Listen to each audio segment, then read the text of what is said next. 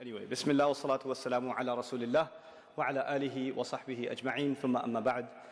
فأعوذ بالله من الشيطان الرجيم أم لم ينبأ بما في الصحف الأولى.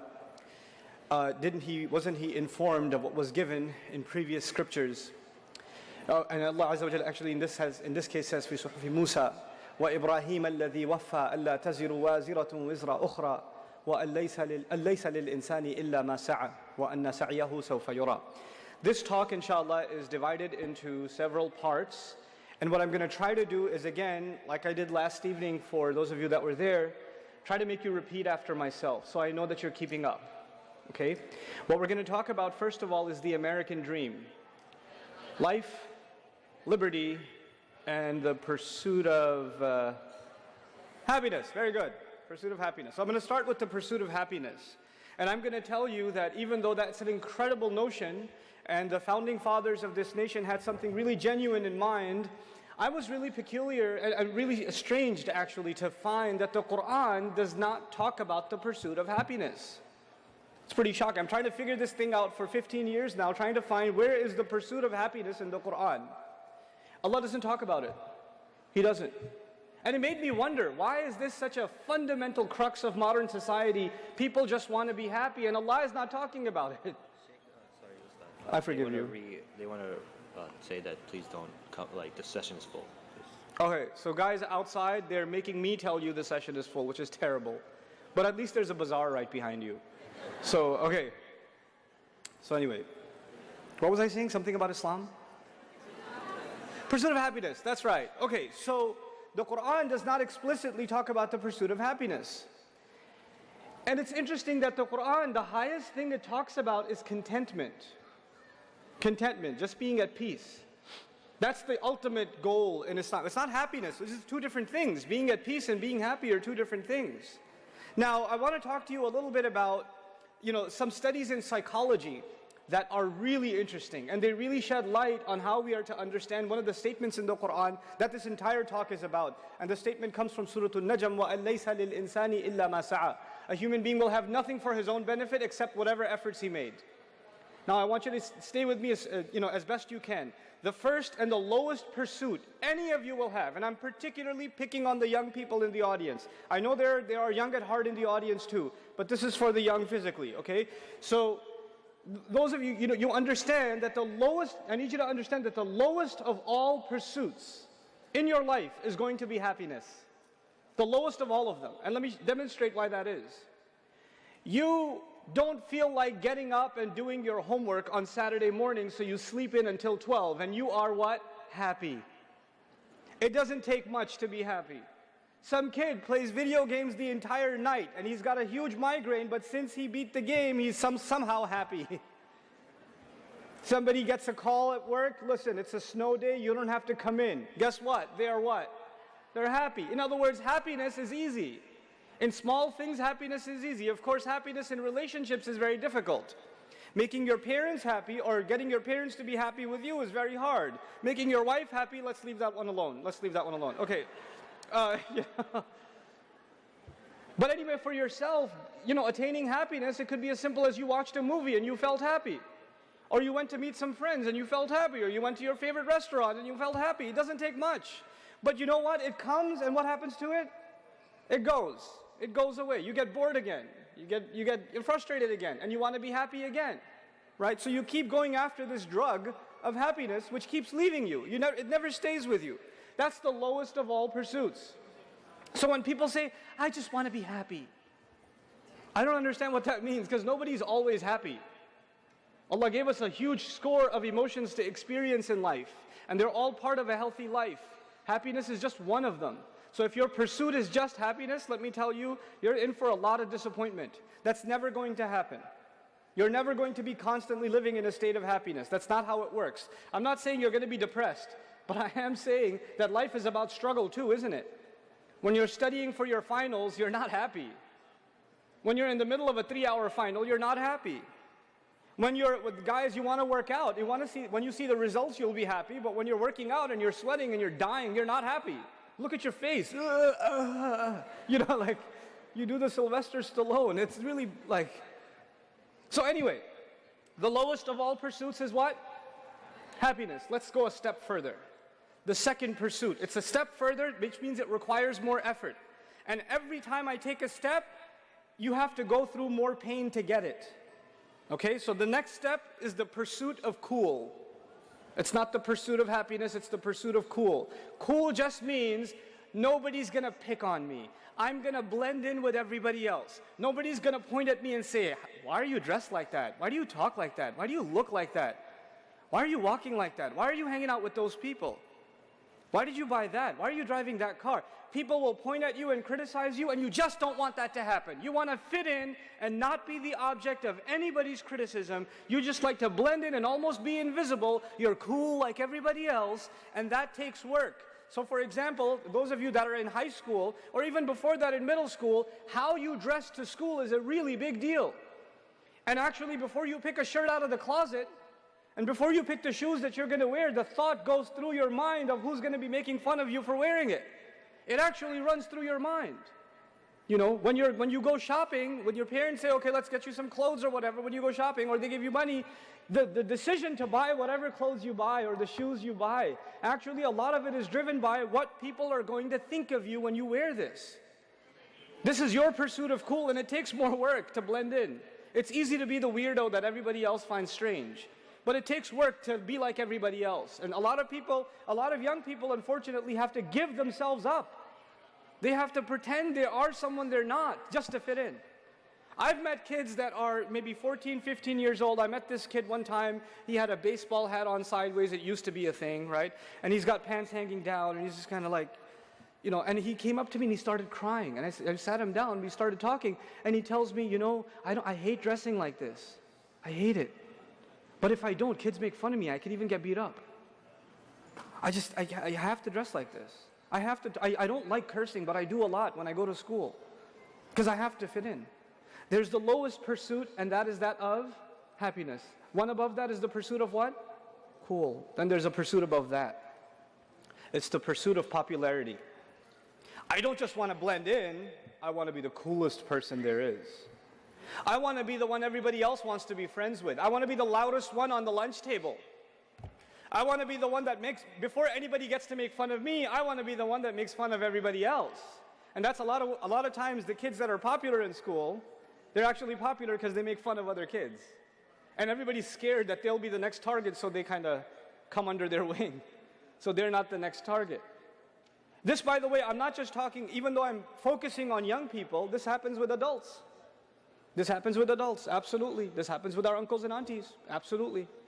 The pursuit of popularity means I just want to be talked about. I want to be the center of attention. I need people to be commenting on me. So I'm going to post a picture, I'm going to tweet something, I'm going to post, make a video, whatever I'm going to do so that people are talking about me. And every time that commentary starts going down, I need to do something new so the conversation starts anew again. And the pursuit of popularity is a strange thing because it makes people humiliate themselves. Like for example, in the music industry or the entertainment industry, when an artist, their album went platinum or whatever, and everybody's downloading their song and it's no longer popular, then they have to humiliate themselves and make, disgusting videos or get involved in a controversy or, so that the tabloids about them, at least those are popular, because they couldn't get popular because of their own talent anymore. They couldn't sell the next music, the next bit of music video or next song or whatever, as they could the last one. So this is the pursuit of popularity, and in order to become popular, it takes work. You got to spend money, you got to spend time, you got to work on yourself, work on your image, and it becomes really important to you to maintain your image and to maintain that status among people, that profile among people. This is the next pursuit. But above that is another pursuit, and that is the pursuit of prestige. For college students, this is more important than elementary and high school, but for college students, this becomes a big deal. The pursuit of, what did I say? Prestige. I'm going to go in order. At the bottom, there's happiness. Then what's there? Cool. Then popularity. And now we're in prestige. Prestige means you want to be able to associate yourself with something that is very valuable. You want to be able to tell people, I went to Harvard. You don't tell them you went there for a weekend to pick up your friend. But you would like to use your name in the same sentence as Harvard. As a matter of fact, even if you're a freshman at Harvard, what have you accomplished? Nothing. You're at that school. What have you done in the world? Nothing. But you would like to have your name associated with a prestigious institution. You would like to have your name associated with a prestigious brand. So you'd like to wear clothes of a certain brand, and if the brand label is not mentioned, you want to have a conversation with people, forcing them to ask, where did you get that? And then you say, well, it's Armani, or something. Because you want yourself to be associated with that brand. That is when a car comes in. What kind of car are you driving? What kind of clothes are you wearing? What kind of people are you associated with? You don't want to take a selfie with someone because you would like to remember them. You want to take a selfie so you can post it so other people can feel like you're more important because you're standing next to this person.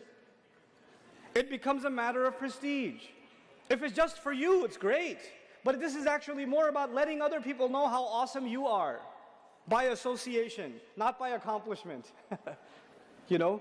And by the way, in the religious community, in the Muslim community, another kind of prestige sometimes our parents go through is they want to make their kids a hafiz and a doctor, those two things. A hafiz doctor, forget it, they're already in Jannah. There's deen and dunya, bam. Like, Rabbana atina fid dunya hasana wa fil akhirati hasanan. Done deal. You know? But they love telling people, this, you know, my son, he's a hafiz. You know? And they turn them into a trophy. Unfortunately, that's not why you memorize Quran, but it's happened. It's happened. Now, we are at the level of what? Prestige. So it's going to be a really big deal to you, for example, when you get your first job. Maybe you get your job at, I don't know, Microsoft or something, who cares, but whatever. If you get a job at a big company, right? You got a job at Google. They give you your badge. You wear the badge into the masjid. You know?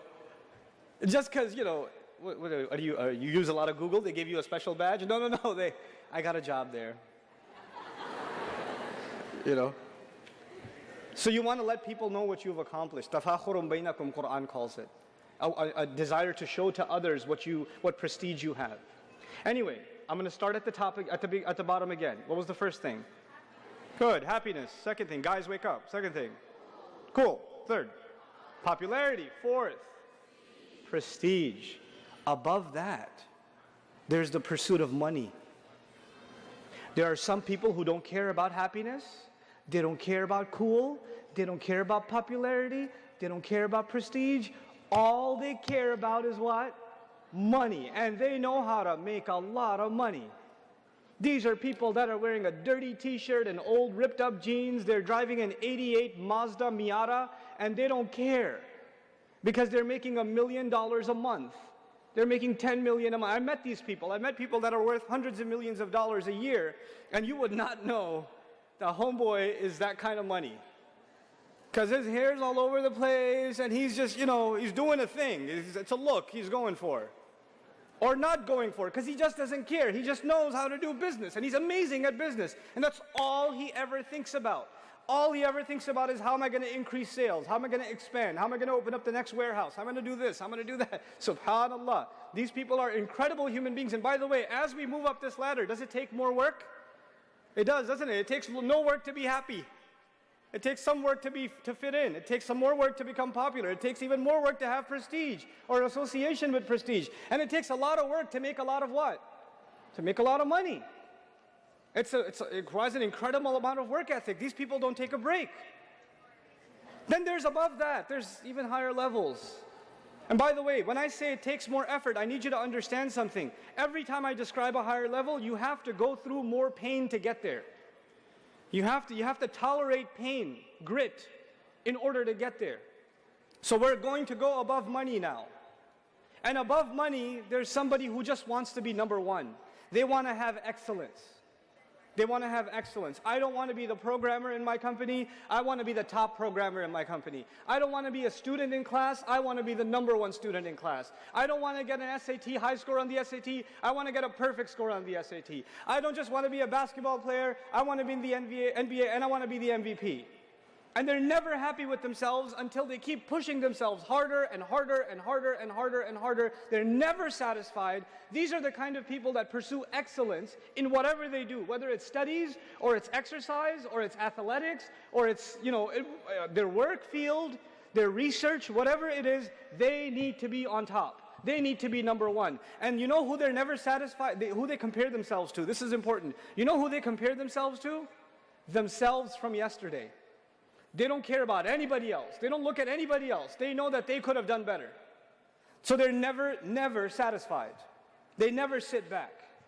They're always saying, man, I need to do more. I could have done better. I know. And everybody else might say, wow, you're amazing. That's an amazing thing you did. And they're like, who cares? I know I could do better.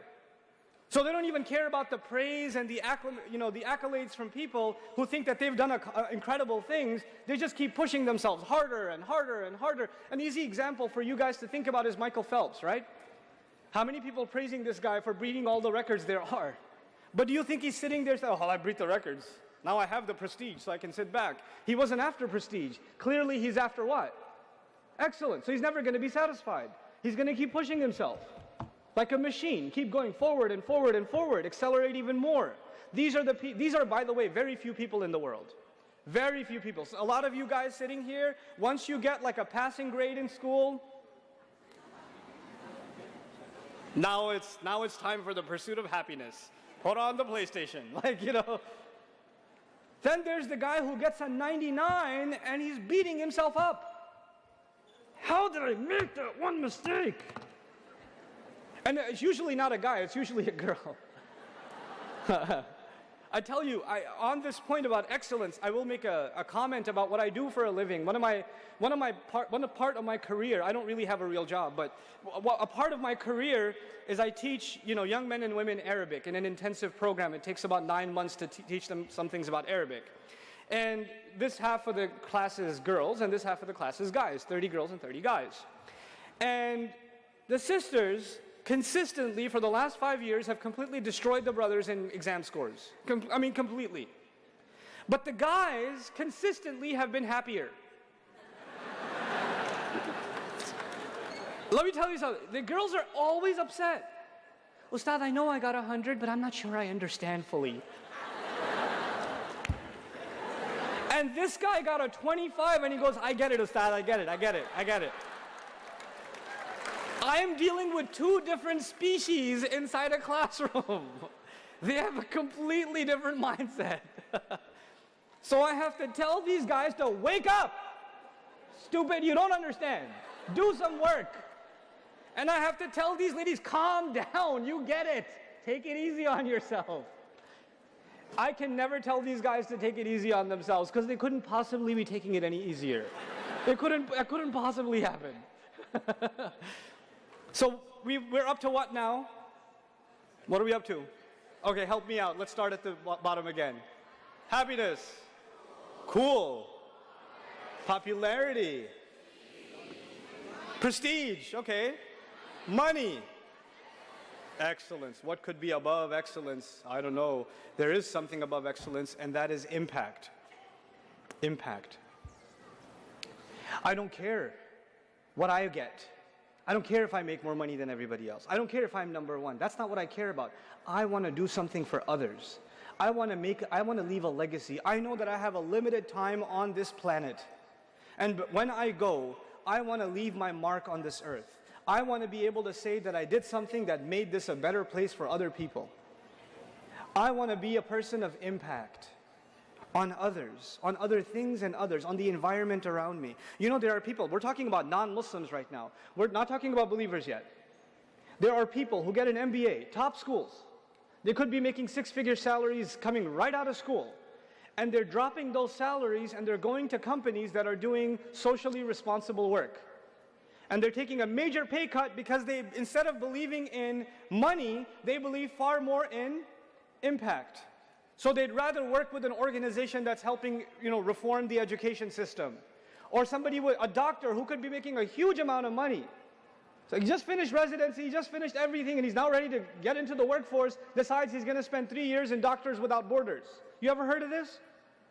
You don't make money when you go to Doctors Without Borders. You risk your life to go to Doctors Without Borders. But why is this young man going? Why is this young woman going? Because instead of worrying about what kind of car am I going to get when the money starts rolling in, he or she is more worried about the impact they want to have on the world. They want to help. They want to do something good. And I tell you, that kind of selflessness is very, very few people. The higher up we go this ladder, the fewer people you find. And those people are incredible human beings. These are actually the human beings that have made changes on the planet.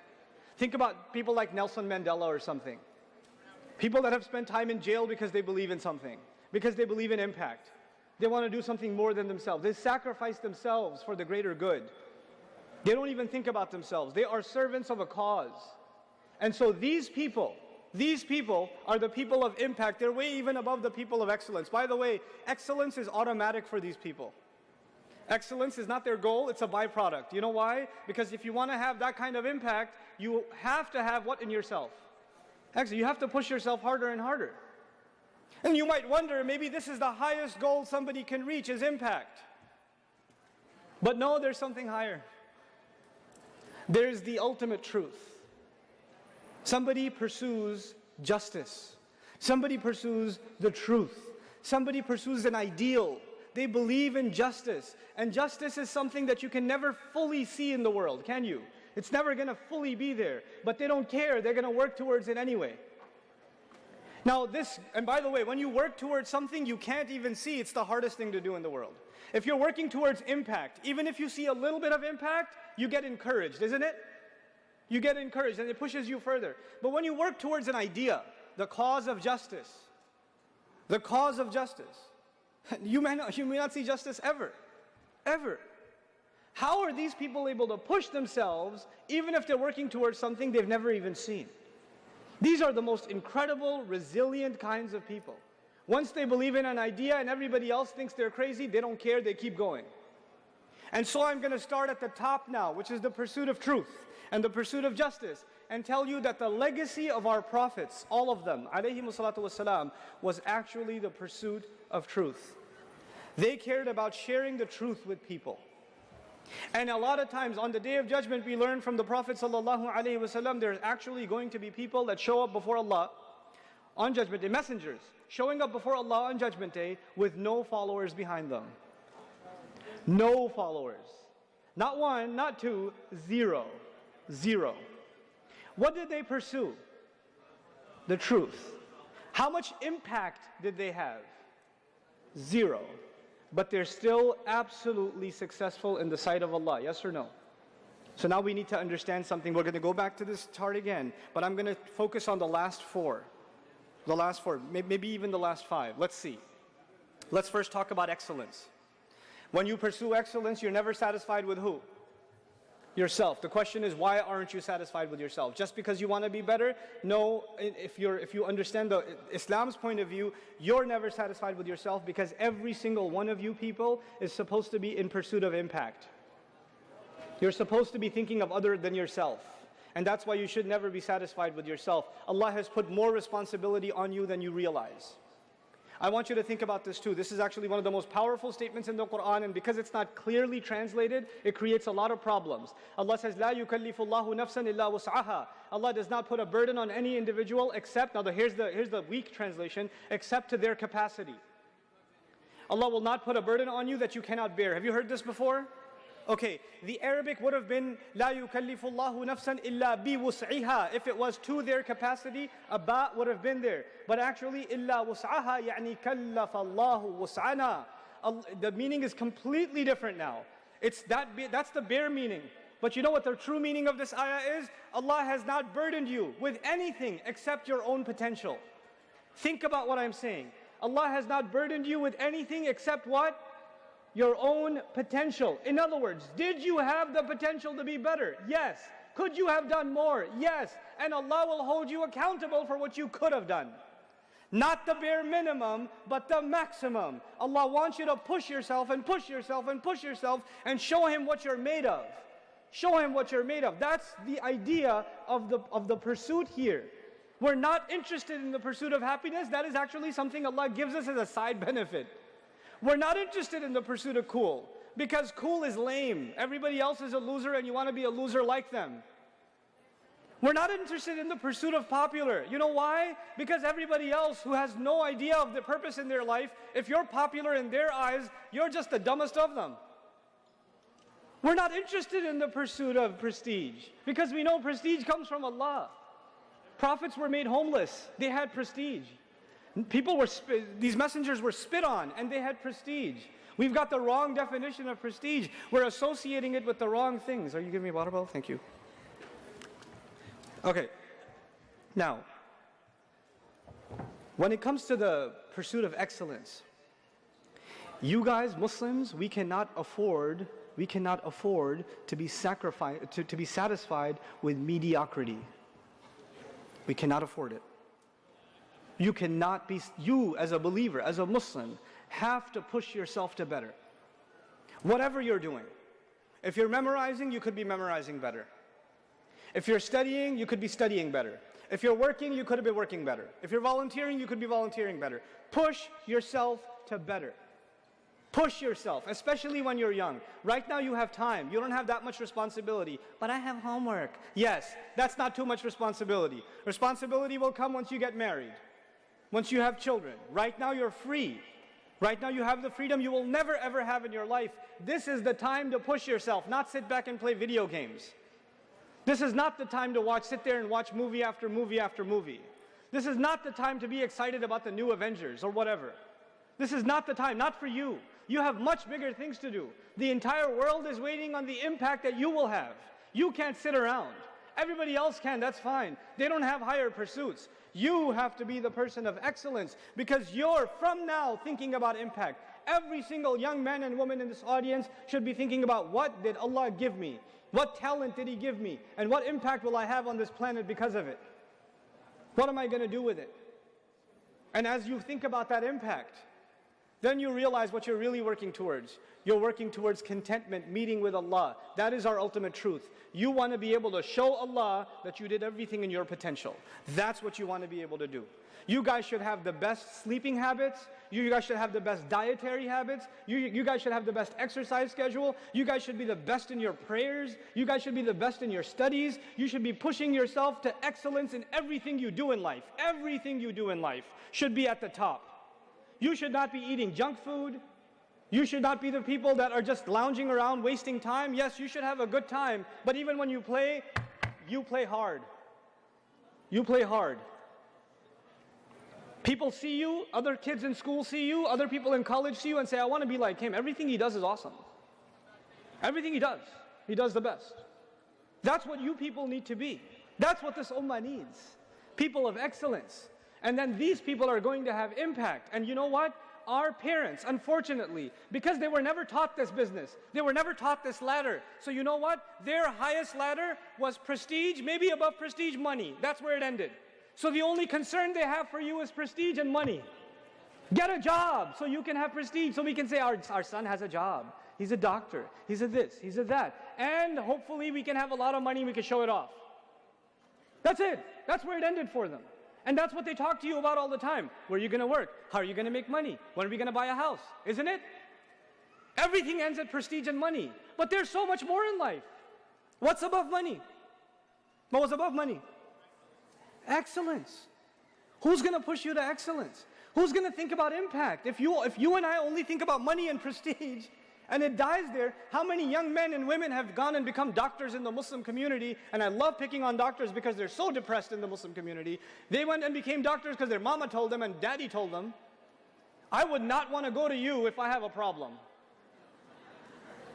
I would not. I would rather go to someone who became a physician because they love helping humanity. They care. They don't love the next payment coming in from the corrupt insurance company. They actually care about humanity. Those are the physicians I'd like to have a relationship with, or go to and take my children to, you know? People of impact. And now my final bit in this. Allah says, وَأَن لَيْسَ لِلْإِنسَانِ إِلَّا مَا سَعَى. Human beings will have nothing for themselves except the effort that they made, the pursuit that they had. Now let's start again.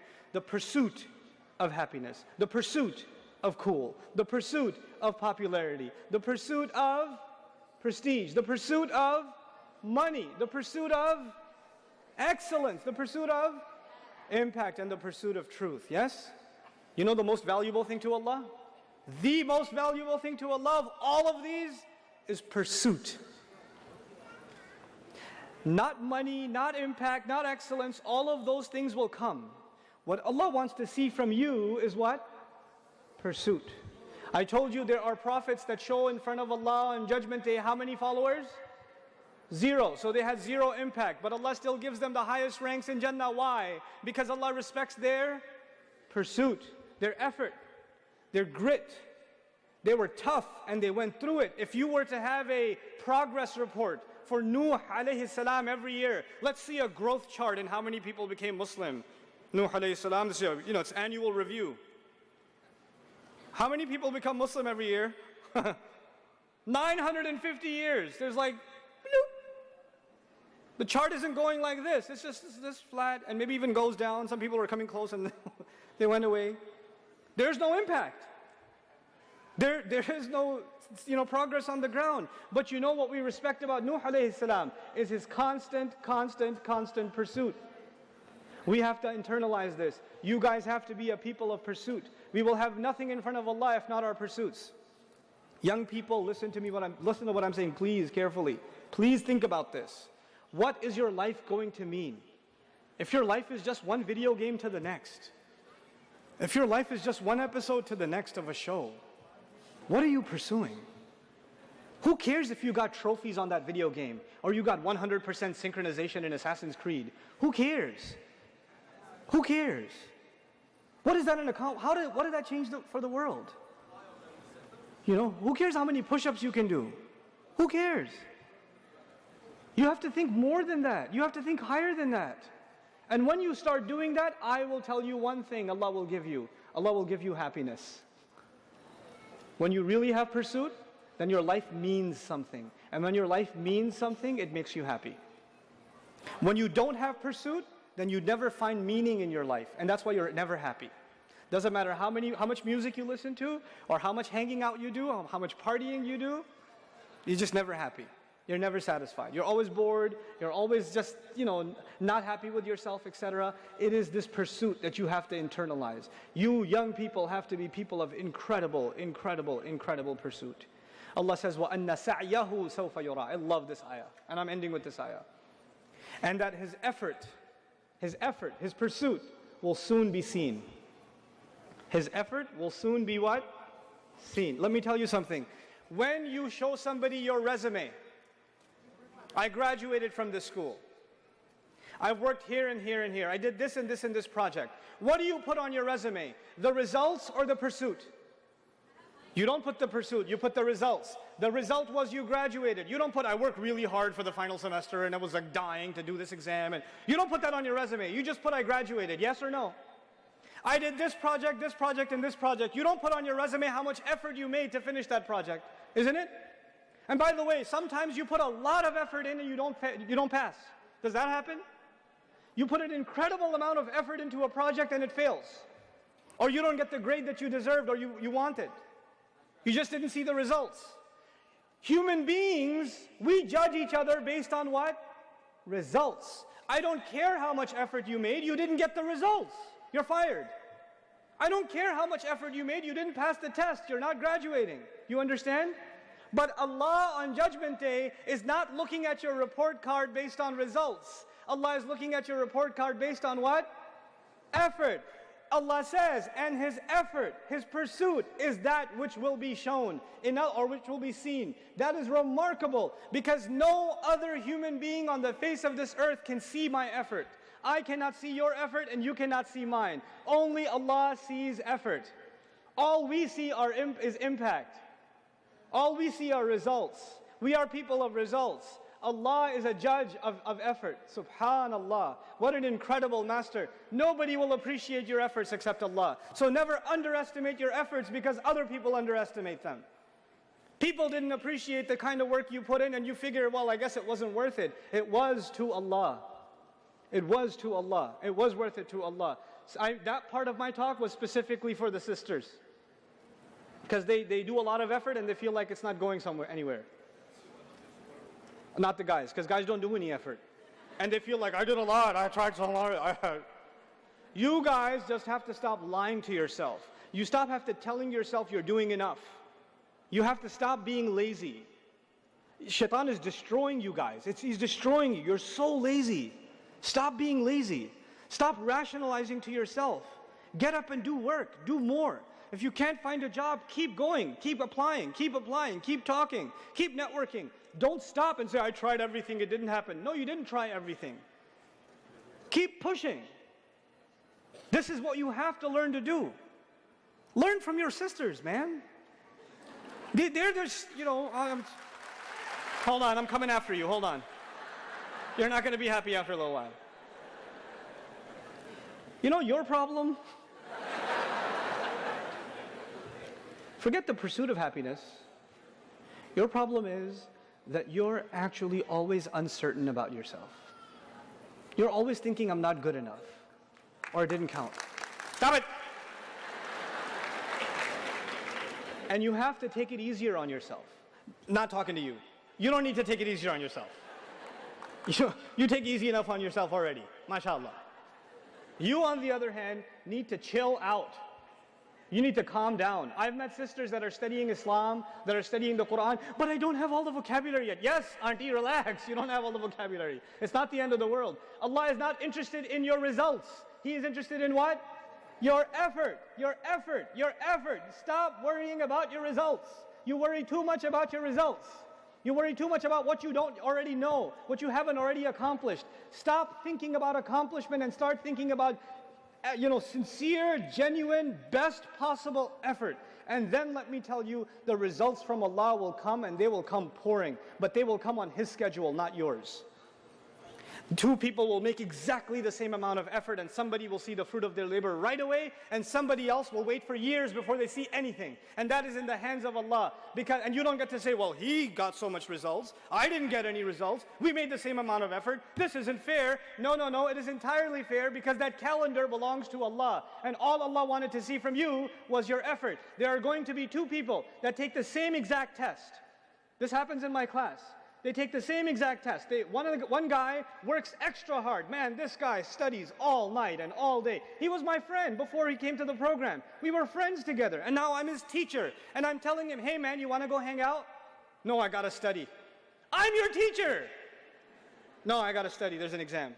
I'll go easy on you. I'll give you extra credit. Let's go play, man. Just go play some math. No, I have to study. This guy studied day and night, day and night, day and night. I know the effort he made. People don't know. I know the effort he made. But you know what? He's so smart in his career. He's so smart in business. He's so smart professionally. But Allah did not create him to learn Arabic or something.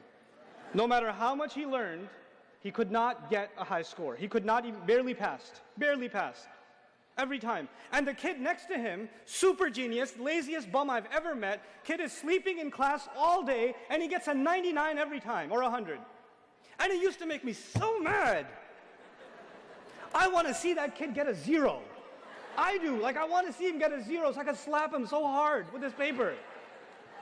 And the guy who's killing himself studying is failing the test. And I, as a teacher, am frustrated. Imagine the student. I, as a teacher, am frustrated. How come this kid puts no effort in and he gets the results, and this guy puts every possible effort in and gets 0 results? It seems unfair. But you know what? When both of these people come in front of Allah and both say, I was learning Arabic for Allah, I was learning Arabic to please you, Ya Rab, Allah will say, okay, let's see what you did. And one of them shows the 99 and the other one shows the 20. What is more valuable to Allah on that day? Oh, that 20 is priceless. It is priceless. Because Allah is not scoring the number on the page. What is He scoring? The effort. And that 99 may be worth very, very, very little, because he didn't have to make much effort to get it. He didn't have to make much effort. This is how Allah will judge. It's all about the quality, not about the quantity. People can only judge quantity. Allah will judge quality. Think about the quality of work you're doing, the quality of life you're living, the quality of the day you had. What time did you wake up for Fajr this morning? What kind of breakfast did you eat? Who did you talk to? How did you spend your time? What did you do? What was the quality of your day? Fix that, and inshallah ta'ala, this ummah has a bright future. Because once you start thinking about the ultimate truth and you start thinking about impact, there are going to be ideas that come out of this room There's going to be creativity that comes out of this room. There are going to be projects that come out of this room that are going to change the world over. They will impact the world like it's never been impacted before. That is what the Muslim youth is capable of. That is what the young believer is capable of when they have the right pursuit. May Allah Azza wa Jal make these people, these young people, the heroes of this ummah, the people of pursuit, that next generations come back and say, man, we want to beat them. They're the gold standard. Barakallahu li wa lakum. Wassalamu alaikum wa rahmatullahi wa barakatuh.